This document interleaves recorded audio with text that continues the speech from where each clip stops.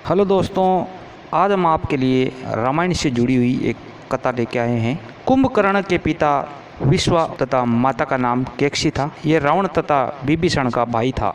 बचपन से ही कुंभकर्ण इतना बलशाली था कि वे कई हाथियों के झुंड के बराबर शक्तिशाली था। कुंभकर्ण भोजन इतना करता था, कई नगरों के प्राणी मिलकर भी नहीं खा सकते थे। कुंभकर्ण ने इंद्र आसन प्राप्त करने के लिए ब्रह्मा जी की तपस्या की। ब्रह्मा जी उसकी तपस्या से प्रसन्न होकर उसे दर्शन दिए तो देवता घबरा गए और देवता माँ सरस्वती के पास जाकर प्रार्थना करने लगे कि हे माँ, जब कुंभकर्ण वरदान मांगे तब आप उसकी जीवा पर बैठ जाए। परिणाम यह हुआ कि कुंभकर्ण इंद्रासन मांगने लगा तो उसके मुख से इंद्रासन की जगह निंद्रासन निकला, जिससे ब्रह्मा जी ने कहा तथास्तु, ऐसा ही होगा।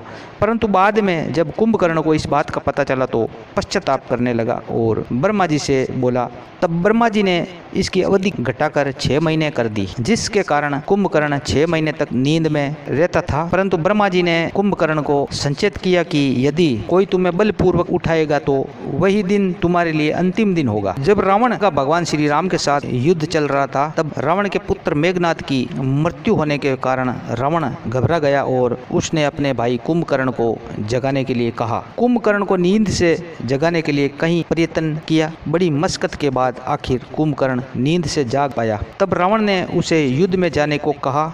उसके पश्चात कुंभकर्ण ने रावण की आज्ञा लेकर युद्ध भूमि में गया। स्वर्ण कवच से सुसज्जित कुंभकर्ण ने हाथों में बिजली की तरह चमकता हुआ भयंकर शूल उठाकर रखा था। रणभूमि में पहुंचते ही उसने पृथ्वी को कंपा देने वाली भयंकर गर्जना की, जिससे अनेक वानर मूर्छित होकर पृथ्वी पर गिर पड़े। इस विशाल पर्वतकार राक्षस को देखकर साधारण वानरों की तो बात ही क्या, नल, नील, ग्वांस, कुमुद जैसे पराक्रमी योद्धा भी भयभीत हो गए। अंत में भगवान राम की ललकार सुनते ही कुंभकर्ण सामने आकर बोला, हे राम, बहुत समय से मैं तुम्हारा वध करना चाहता था। आज सौभाग्य से तुम मेरे सम्मुख आए हो। मैं खर और दूषण नहीं हूँ, मैं कुंभकर्ण हूँ। मुझे अपने बल का परिचय दो। कुंभकर्ण की ललकार सुनते ही भगवान श्री राम ने अनेक बाणों की एक साथ वर्षा कर दी, परंतु उन्हें कुंभकर्ण ने मार्ग में ही नष्ट कर दिया। फिर भगवान राम ने वायव्य बाण छोड़कर उसकी भुजा काट डाली। भुजा कटते ही वे क्रोध और पीड़ा से गर्जना करने लगा और वे वानरों को मारने लगा। इस भीषण मार काट से भयभीत वानर सेना त्रहिमाम कहते हुए प्रभु श्री राम जी के